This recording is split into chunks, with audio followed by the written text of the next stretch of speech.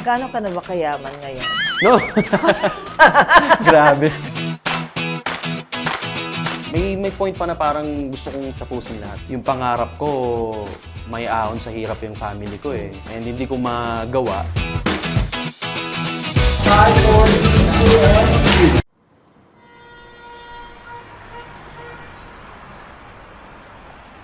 Pag-usapan natin mga nakaraan at ngayon, ikwento muli ang mga nagdaan kahapon. We can laugh and cry as we reminisce the times, talk about the highs and lows of life.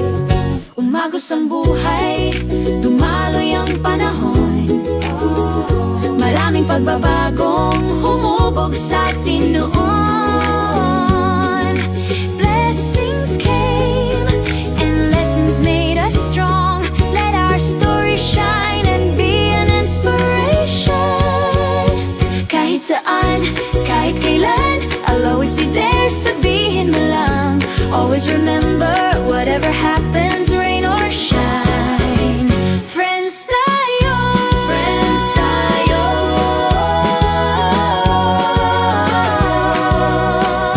Rain or shine, friends tayo. Hello friends! Welcome to the Snooki Serna channel. From being the youngest grand champion of a popular television singing competition to becoming one of the country's most loved balladeers, his journey is marked by talent, resilience, and courage. Beyond the stage and spotlight, he carries a story of strength na nagpapa-inspire ng marami sa atin. And he is celebrating his 20th year in the music industry. Kaya makikiselebrate po tayo sa kanyang kwento ng pagtaguyod sa kanyang pangarap at sa kanyang tagumpay. Hindi po ako papayag na hindi po siya kakanta para sa atin. Let's welcome a celebrated performer, Gerald Santos. Yay! Hi, Gerald! Hi. Hindi, huwag mo sanang isipin, ikaw ay aking nilisanin. Di ko magagawang lumayo sa iyong piling, at nais kong malaman mo kung gaano kita kamahal. Nakaka-inlove naman ang boses. Hey friend! Bago ang lahat, nakapag-subscribe na ba kayo? Kung hindi pa, please like, share, and subscribe. And please don't skip the ads. Alam niyo na kung bakit. Thank you. Kamusta ka Ate. naman, Gerald? How have you been? Yeah, I'm all good, ate. I'm really thankful and grateful na, kumbaga, maganda naman yung start ng 2026. Thank For God. me and I think for everyone naman. That's true. Thank God. Yeah. Gerald, with your permission, bago tayo magpatuloy, I would like to thank my beautiful friend, Miss Angie. Thank you, Goka Tea and Coffee, located Yes. dito sa Kamuning Road, Quezon City. Ikaw ang tipo ng balladeer na siguradong mamahalin ng mga tao kasi ang voice mo, Pinoy na Pinoy, ang style mo, yan, you look very Filipino. I mean it in the best way. Anong reaction mo dito na yun ang charm mo sa mga tao? Of course, I'm overwhelmed at Snooki. And syempre gusto nating maka-create din ng sarili nating legacy Tama. as an artist, as an OPM artist. Right. Kahit na, because I did job sa abroad. And kumbaga, Yeah, syempre that's gusto ko true. magkaroon ng sarili kong marka dito Tama, sa atin. tama. Like, And if they find me that way, thank you po. You were the grand champion ng Pinoy Pop Superstar Season 2. Mhm. Yeah. When you look back at your journey, ano ang pakiramdam mo? Grabe yun, Ate Snooki, kasi napaka-saya because at that time I was only 15. So I was really Bata-bata just ka pa. enjoying every I'm moment. sure. Hindi ko makakalimutan nung nung makita ako ni Ate Reg. Nung makita niya ako, sabi niya, ano to, in a good way naman Kumbaga, tong batang to parang pinabili lang ng suka sabi niya. So tawa ng tawa yung mga tao dun sa studio. And you know, she was just joking, Yeah, of course. right, And right. that was really funny. And that speaks of how tiny I was. Right. Na talagang parang ano ako, magsando na lang ako nun para talagang ano. Talaga ba? Tapos di ba, Gerald, laking nabotas, ikaw. Yes, Kamusta naman yung buhay mo doon, noon? Typical na bata na gusto laging lumabas, maglaro, and I have a disciplinarian na lolo na Laking lolo ka rin? Laking lolo, yan, ng grandparents. Oh, Kasi yung mama ko, nagtatrabaho siya sa fish port. And ang trabaho niya is during at night. Right. Kaya right. hindi niya kami masyado nababantayan nung bata kami. Kaya, ayun, yung nasa grandparents ko ako, madalas kami ng kuya ko. Ayun, layas ng bata. Gusto maglaro, gusto laging gumala. Pero gaano ka-humble yung life mo noon? Bale, nabubuhay lang kami, very simple lang. Very simple at Snooki. Basta makakain kami ng 2-3 beses sa isang araw, okay na. Tapos 15 years old ka when you joined the contest. Yes. Ano naman yung naalala mo as a 15-year-old joining the contest? Ang naalala ko lang nun, basta gusto ko lang nun kumanta. Grabe yung desire ko nun na manalo. But at the same time, hindi naman ako ganun ka-competitive. Alam mo yun, hindi Nagigets ko naman... yung ibig mo sabihin.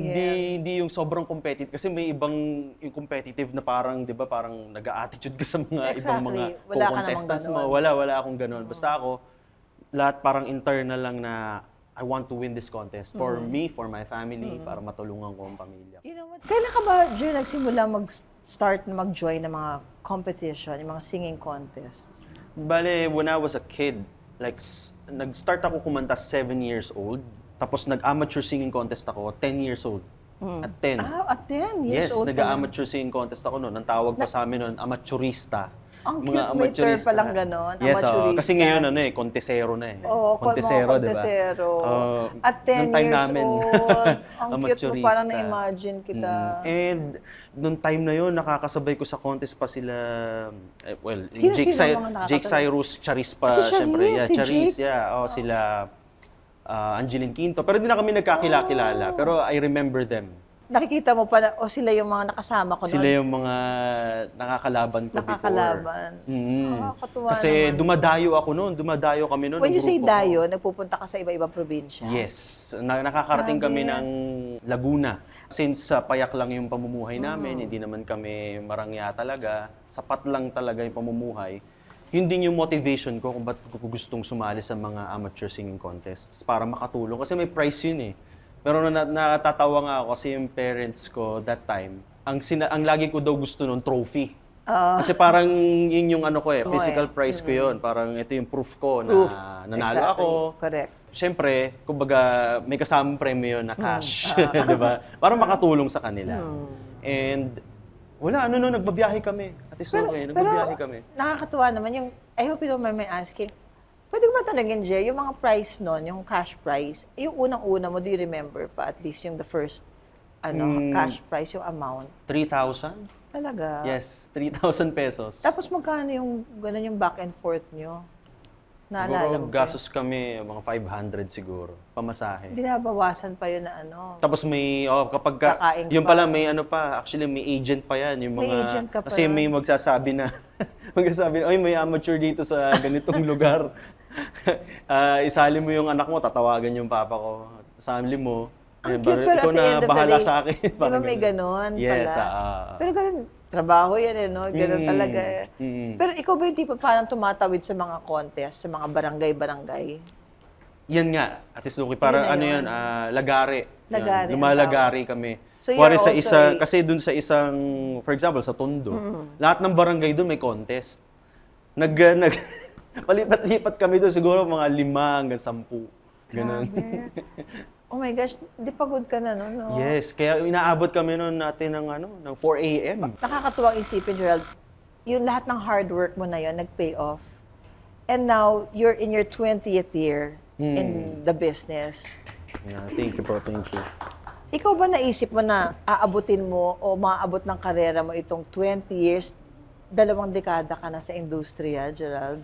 Hindi ko inisip, wala siya sa hinagap ko. Ate Snooki, na abot ako ng ganito katagal. And kumbaga, ang dami pa ring blessings na pumapasok despite dami ng bago ang dami ng mga bagong Pero artists. iba ka naman. Ang daming, kumbaga, syempre, maraming distractions na ngayon, but the fact that I'm still here, I'm really thankful and grateful for that. Ano yung mga sa tingin mo, yung mga hindi mo pa na-achieve at yung mga na-achieve mo na in your 20 years of being in the industry? Yung na-achieve, of course, ano ko na yung trophy ko na talaga yun eh. Pinangangawakan ko na yung pagiging champion dun sa Pinoy Pop Superstar. And then, I got to play in an international musical, playing one of the leads, Miss Saigon, Tui, role of Tui. And then, nanalo po ako actually as Entertainer of the Year sa Aliw Awards.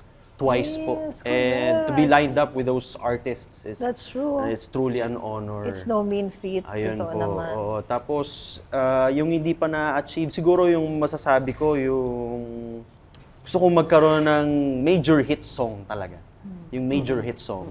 I had a hit song, but I would say hindi siya yung major. Yung talagang parang feeling mo magiging household name magiging, ka. Na pag narinig nila, oy, Gerald Santos yan.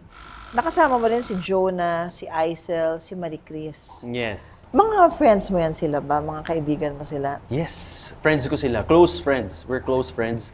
When you say close friends, do you look after each other? Parang, ano ba kayo, do you regularly catch up? Nagbibigay ba kayo ng payo sa isa't isa? Yes, kami ni Aisel. Talaga? Nag-ano talaga. Kasi nagkasama kami ni Aisel sa Miss Saigon. Nung second year ng contract namin, she got to play Gigi. Siya si Gigi. Doon sa second year ng contract. Kaya doon pa kami mas naging close. Kasi 1 year kami magkasama doon eh. Yung first year, ako lang muna. Yung second year, nung pumasok siya, yung 1 year na yun talagang lahat ng mga trips namin, mga yung pamamasyal sa Europe, sa UK, magkakasama talaga best kami. buddies talaga. Best buddies kami. And up until now, nag-message kami lagi, nagkukumusta kami, kumusta na? Sabi niya nga, dumalaw daw ako sa kanya. Si Ganun Jonah, din. we're close. Actually, nung concert ko nung December last year, isa siya sa mga special guests ko. Si Nakakatuwa Jonah. naman.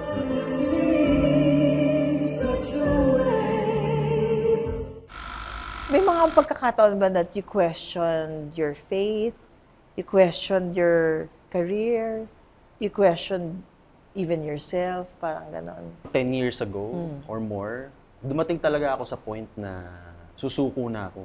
Dumating ako sa point na parang wala nangyayari. Nandito lang ba ako just being afloat. And parang wala nangyayari sa career ko. Kaya sabi ko nga naman, parang mag-aral na lang ako. And may point pa na parang gusto kong tapusin lahat. May ganun akong stage. Kasi yung pangarap ko, may ahon sa hirap yung family ko eh. And hindi ko magawa. Dahil syempre may mga hindi tayo controlled na mga circumstances sa buhay natin na nangyayari. Pero God is good. Actually, nung time na yun, nung susuko na ako, dun yung time na dumating yung Miss Saigon, yung opportunity ng Miss Saigon. And sabi ko, grabe si Lord kasi when I was about to give up, nagbigay siya ng sign na, no, son, huwag ka sumuko. Ito yung opportunity ibibigay ko sa'yo. Parang ganun. Kaya sa may mga pinagdadaanan, huwag po kayong susuko kasi di nyo alam yung mga itinanim nyo, bukas mag-harvest na po kayo. That's true. So we just have to, anong mapapaya mo? Be patient. Keep the faith. Always pray. Huwag mawawala yung yung faith natin kay God. Gerald, ano naman yung dapat naming abangan ngayon sa 20th anniversary mo?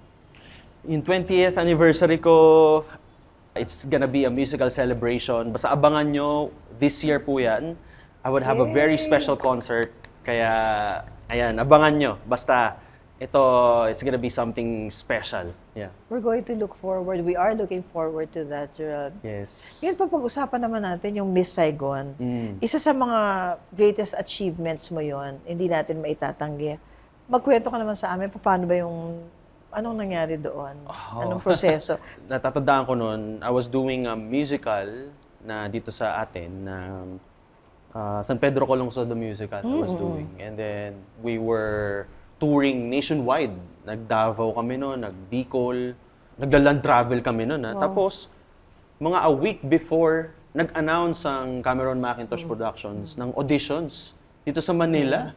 Pero ang And- galing ni Lord, ma-interrupt lang kita. Nag-training ka muna sa Pedro Calungsod, di ba? Yes. Hindi rin biro yun, Nag-land travel ka pa, you were saying, di ba? Talagang pinactice ka muna ni Lord. Ang galing talaga Yes, ni God. and it was in English. In English Kaya sabi pa ko man talagang din. parang preparation Diba? yung Preparation. musical.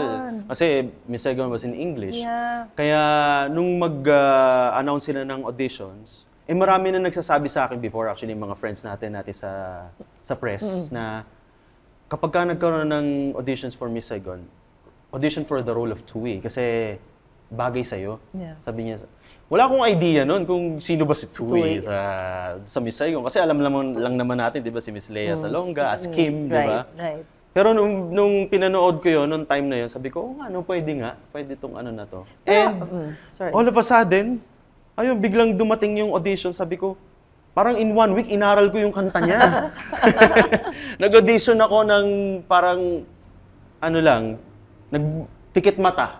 Talaga Pikit mata ba? na I will study the songs kasi I want to particularly audition for this role. Of Tui. Yeah, of Tui.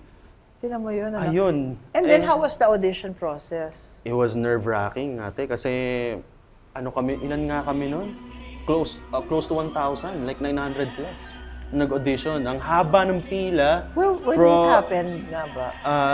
Yung first audition, I remember, meron lang silang parang, they will only give you 60 seconds. Oh. And you have to make an impression. Kundi, kasi sa dami na yun Totoo, eh. no? Kailangan nilang matapos. Kumbaga, man. for how many days? Gerard, buti hindi ka nag-ano. Yun, so Galing mo. yung first round, nasurpresa ako kasi nung kumanta na ako, nung kanta ni Tui, yung panel, gumanyan sila. Ano, nagkaroon sila ng interest. Sabi ko, wow, grabe yung kabog ng dibdib ko. And then, true enough, nung paglabas ko ng room, Gerald, you are in for the next audition. Oh, wow. Yeah, they gave napunta me sa round an two. audition slip for the next round. Oh my gosh. Kaya sabi ko, wow, grabe. May mga ibang artista na may nakita ka doon. Meron. Huwag na natin magitin, pero marami. Pero pwede mag-mention. Baka magtampo sila sa akin eh. Pero meron ng mga Meron din. kasama sa industriya. Nung nag-round 2 ka, doon ka na handpick ni Cameron Macintosh? Hindi. Second round, actually, it was, siguro mga 300 kami nun. Nung nakat na kami sa 300. Na-siphon na kayo to 300. 300. Yun yung round na you have to dance. You have to. Wow. may dance, ano siya, may dance round. Did you study the dance? I mean, nag-ensayo ka At that rin for moment, dance? they will teach you, Impromptu kailangan na makuha lang. mo. Ganun ka nerve-wracking, talaga sabay-sabay kayo. 10, line up 10. Oh, this is the step. Ganun. So, siguro naman, nagawa ko naman ng good enough. And then, eventually, nagulat ako, hiniwalay nila ako ng room. But nagkaroon ka na ng inkling no, na parang, ako na yata ito Ba't ako May nahiwalay gano'n, ng kasi room? may ganung pakiramdam ako kasi hiniwalay ako ng room. And then, they worked with me yung mga kanta ni Tui. Binigyan na naman nila ako ng audition ng For third the round. fourth. For the third round. For the third. Oo. Yung third round, yun na yung grabe yung kaba ko kasi nandun na yung composer, si Claude Michel Schoenberg. Oh, Yun na. The grabe. Claude Talagang, Michel Schoenberg. yung moment na yun, yun yung masasabi kong parang nagbalik ako sa, nagsisimula ka. Kasi nanginginig talaga yung tuhod mo. And napaka-stricto niya kasi. Sobrang stricto niya sa music niya. When I was singing, he was like, "Stop! You're a millisecond late. Oh, Look at this." Binigay niya sa akin yung music sheet. Look at this. This is the bar. So you have to follow that bar. Ganun siya. And true enough, ayun, may mga words pa ako na narinig no, na sabi niya, kasi yung director, si Lawrence Connor, na sa tabi niya, sabi ni Lawrence Connor, "So, what do you think?" Sabi ni Claude Michel, "I think he's phenomenal." Sabi ni Claude Michel Schoenberg, para naman grabe masabi sa'yo ni Claude Michel. Grabe yung kilabot ko. Sabi ko, totoo ba ito naririnig ko? Sabi ko, he's phenomenal. And yung director, tumango na lang siya. Okay, Gerald, thank you for your hard work. Yeah, we'll contact you again. Siguro nagsabi sila, Ate Snooki, nung time na yon after 6 months. 6 months of hirap waiting. naman nun. Oo, grabe yung, parang ako ba talaga yung nakuha? Oo. Parang ganon. Walang inclination, walang inkling, walang pahaging man lang. Nag-email sila. Nag-email sila nung right after the audition. Siguro mga 2-3 days after. Sabi nila, we're really interested in you. Please do stand by. Ganyan. Tapos nagtatanong na nga sila na parang we're planning to do it in Germany. If you happen to speak in German, sabi nila, please let us know. Ganyan-ganyan. E di, sabi ko, yeah, definitely I'll be waiting for your update. Ganyan. Ayun na, yun na yung 6 months of waiting. Galing, ano? Kaya nakakakilabot lang kasi. Nerve-wracking, but at the same time, Oo, parang kasi hindi mo alam napaka-fulfilling. yung anticipation mo. Totoo. And ito, Ate Snooki, nung sinabi na nila na ako na si Tui, December 24. Christmas Eve. Yes, Christmas Eve. Parang gift. Mahal ka ng Diyos. Grabe, it was a Present gift. gift ni God sa'yo. Grabe talaga. Wala, umiyak lang ako noon. Oo, naiiyak din ako Umiyak lang habang ako noon na kinikwento parang mo. grabe kasi yung anticipation para ako ba talaga yung natanggap and all. Pero nung dumating yung email na we would like to congratulate you. We want to offer you the role of Tui. We want to offer you like wow, Pero they're ikaw ang offering. in-offer. Yes, I was being offered the role and sabi ko, grabe. Yan, manager ko si Kuya Kokoy and yung family ko. And on that light, parinig naman kami ng sample. Did you think I'd gone away? I am the man you killed that day. Cold with a bullet inside my chest.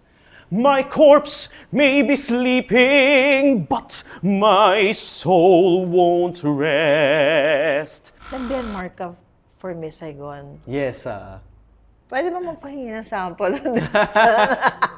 oh my, in Danish How do you say- language. Danish. Danish Yeah, language. Danish. Sige, tingnan ko ma-remember ko pa. Ano, Se her du, jeg kommer efter dig. I nat løb jeg den farefulde vej. Den Kim fri, ikke nogen leg. Rejs væk herfra, du får det godt hos mig. Ganda. Hindi ako nakakaintindi, pero ang ganda naman. Yun yung ano. Yun na lang ata yung natatandaan ko. Ito yes or no question, answerable by yes or no, Gerald. After Miss Saigon, gaano ka na ba kayaman ngayon? No? Grabe. Sakto lang, ate. Sakto lang. Sakto lang naman. Actually, pinapagawa ko yung family house namin. And patapos na siya, Ate Snooki. Yeah. And isa yan sa mga lifelong dreams ko. Nung nag-uumpisa pa lang ako na mapagawa yung bahay namin. Kaya itong family house namin, ayan, 3 floors. Wow. Yan, lahat ng mga kapatid ko, pero may kwarto sila doon. Pati ako. Hindi naman. Yeah, kaya yan, isa sa mga bunga. Isa sa mga bunga yung nung Miss Saigon. Ano yung naging perspective mo as an artist after ka na nag-work abroad? Naiba ba yung perspective mo or may lumalim ang perspective mo, which I believe is what Ang dami kong natutunan doon, Ate Snooki. Hindi lang as a performer, but as a person. And yung sistema nila doon, if I would have a chance, actually, I want to adapt yung sistema nila doon for the artists. Pero ako, personally, sa akin, ang dami kong natutunan sa sarili ko kasi that was the first time na I was away from my family. Oh. Kasi di ba sanay tayo dito na may Clannish personal tayo. assistant ka Totoo, pa, totoo. kahit saan ka pumunta, doon, ikaw lang mag-isa. So you had to do the chores Yes, alone? the chores, laundry mo, yung grocery mo, doon ko natutunan lahat yun. Complete independence and self-reliance. Oo, naliligaw ka sa biyahe, you will discover it by yourself. Galing naman Self-discovery galing ng mga talaga. learnings. Oo. Yung total independence, natutunan ko doon. Since 2011 kasi, I was doing musical theater. So, it involves acting. Oo. Kaya, That's kahit paano, umaarte na rin naman talaga ako. Tama. And nung 2016, that was my first movie with Epi Quizon, yung Memory Channel. Si Epi. Yes, Ang oo. bait-bait ni Kuya Epi, no? Napaka-edgy nung movie na yon. Isipin mong nanonood ka na isang palabas. Isang teleserye. Pero ikaw ang bida. At ang storya ay nakabase sa mga impormasyon na nakalap mo sa buong araw. And now you have an upcoming movie. Yes, may gagawin Can you akong tell us movie. more about that naman, Gerald? Ah, Pwede na ba? Pwede na ito ba? yung movie, actually, I'm so grateful na ako yung gaganap. Ito yung Emilio Jacinto, isa sa mga national heroes natin. At it's a movie, I was mentioning earlier na legacy movie. Hopefully, ito na yung legacy movie Totoo. na hinihintay ko. Sino yung top 5 singers, in your opinion, sa Pilipinas? Sa Pilipinas. And why? Bakit? Una-una sa akin, Martin Rivera. Martin. Kumbaga, siya isa talaga yung pinakamalaking influence sa pagkanta ko. And no doubt naman, sobrang galing ni Sir Martin. Napakaganda ng boses. Second, Ate Reg, of course. Miss Regine Velasquez. Isa rin sa mga influences ko. Kasi nung bata ako, pag bata kasi ang lalaki, babae yung boses mo pa eh. Pag hindi ka pa nagre-reach ng puberty. Mataas And pa. I was really singing her songs. Oo, ganun kataas yung boses ko nung bata ako. Tapos, syempre, Gary V. Yung Gary V, sobrang napaka-class, napaka-soulful, napaka-mapusong kumanta ni Sir Gary. Kaya I idolize him so much as well. Top 2 more? Ogie Alcacid, of course. Yeah, si Kuya Ogie. Sobrang galing ni Kuya Ogie. And, syempre, hindi mawawala, Miss Lea Salonga. Oo naman. Mm-hmm. Napag-usapan natin, Gerald, si Ate Regine Velasquez. Siya yung naging host ng Pinoy Pop Superstar. Meron kasing reputation si Ate Regine na very supportive siya of yung mga baguhang performers. Especially yung mga singers na produkto ng mga singing competitions. Was she that way with you too? Naging, paano kanya nasuportahan? Bale, actually hindi ako in touch with Ate Reg. No, not right now. But, nung 2017, pinaunlakan niya yung invitation ko to be my special guest sa concert ko. Yun yung send-off concert ko for Miss Saigon. Ganda naman nun. Yeah, siya yung special guest ko nun. Kaya, napakalaking, nun sa akin, napakalaking bagay. That's na, true. kumbaga, pinaunlakan niya yung invitation ko. Di alam niya rin. Proud of your boy, I'll make you proud of your boy. Believe me that as I've been born, you're in for a pleasant surprise. Sa mga new artists natin ngayon, do you think they also give you the same respect? Ikaw ba nafe-feel mo yung respeto ng mga new artists natin ngayon sa iyo? Yeah, actually, na-surprise ako dun sa mga ibang mga na-meet ko na way younger than me, na kilala nila ako. And they give yung respect. Nandun naman. Nandun yung respect. Natutuwa naman ako. Like, recently lang na-meet ko si Darren Espanto. And nagulat ako na Very respectful. very respectful siya. And he knows me. Ayun, natuwa ako. And sa mga ibang artists pa na nami-meet ko, okay naman sila. Ano yung tingin mo sa mga baguhang singers natin ngayon? Marami bang may potential sa kanila? The thing about sa mga baguhan nating singers ngayon, kumbaga, marami silang opportunities ngayon, mas marami silang platforms na pwedeng pagpakitaan ng talento nila. Very lucky sila dun sa Do you think ano ba yung kulang, ano yung sobra ngayon? Siguro kasi nalulunod tayo ngayon sa siguro I would say sa technicalities, parang technical and all. Parang let's go back to the basics na relay the message of the song. Yung puso lang, yung the heart. What's the message of the song? What's the heart? Kumbaga, para matouch natin yung mga listeners. Tama. Yun lang naman. Pero kasi talagang grabe ngayon eh. Parang sumunod din sa technology yung boses nila ngayon. Talagang totoo grabe naman. yung mga riffs and runs nila. That's true, that's Sobrang true. taas ng boses. But at the end of the day, parang ang magmamatter pa rin how you made them feel, yung mga listeners. That's true. Ang layo na nalakbay mo sa industriyang ito. Ang layo na nang narating mo. And when you look back, how did you feel? Speechless din pag minsan. Parang hindi ko kasi inakalang tatagal ako ng ganito sa industry and ma-achieve ko kung ano yung na-achieve ko. Yeah. Lalo-lalo na yung sa Miss Saigon, talagang napakalaking yung validation kasi na binigay sa akin nun eh. Totoo. Kumbaga, before that kasi grabe yung doubts ko sa sarili ko eh. Parang, deserve ko ba talagang nanalo ako ng contest noon? Parang bakit walang kumukuha sa akin? Bakit ganito, ganyan? Ang dami naglalaban sa isip mo. And then when that came, parang these are the ultimate talent searchers. Parang sila yung pwedeng magsabi sa'yo na you are gifted, you're good, you're great. That's true. And to have that validation from them, parang grabe yung binigay sa aking confidence.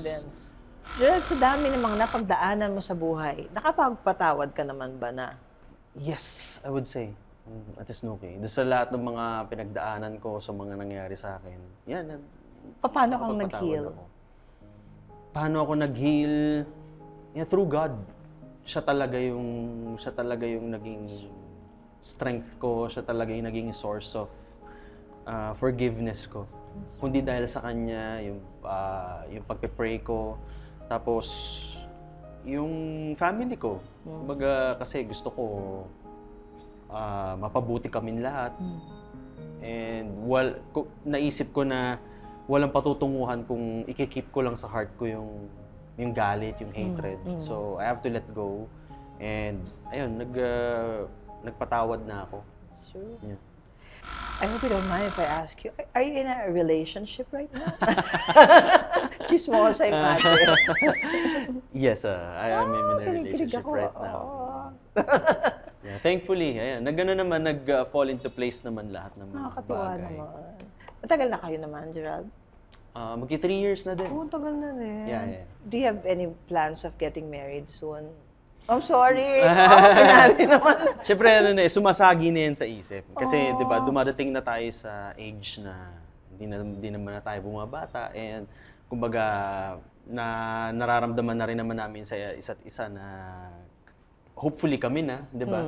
Kaya, yeah, dumadaan na yun sa conversation. Nakakatuwa naman.